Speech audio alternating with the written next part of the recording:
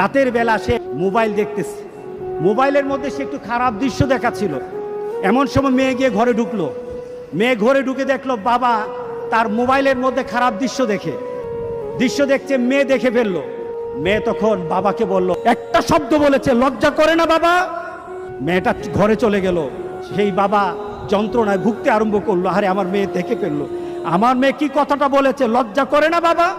সে লোকটা অফিসে চলে গেল, অফিস করতেছে, কিন্তু আর ভালো লাগে না। মেয়েটা কি বলেছে, লজ্জা লাগে না বাবা? কিন্তু মেয়েটার যন্ত্রণায় সে হার্ট ফিল করলো। মেয়েটা এরপরে মারা গেল। বাবা যখন বাড়িতে ফিরে আসলো, বাবার মাথাটা নোয়া, লজ্জিত একটা মুখ। এখনই আমার মেয়ের সাথে দেখা হলে আমার কানে বাজতেছে, আমার মেয়ে আমাকে বলেছে, লজ্জা লাগে না বাবা?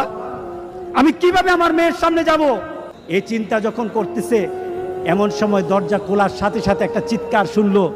স্ত্রী চিৎকার বলতেছে, আমার মেয়েটা মারা গেছে। বাবার কানে তখন বাজতেছিল রাতের কথা, লজ্জা লাগে না বাবা? তার জানাজার ব্যবস্থা হলো।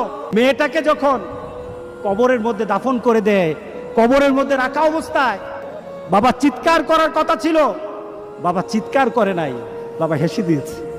তাকে জিজ্ঞাসা করলো, তুমি হাসছো কেন?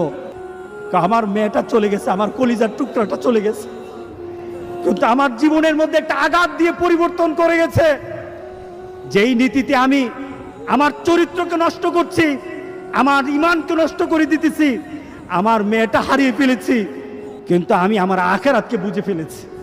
আজকে সমাজের যারা প্রিভেন্টিভ করছেন না, আপনি চিন্তা করছেন আপনার মেয়েটা কিন্তু একদিন আপনার জন্য বিপদ হয়ে যাবে।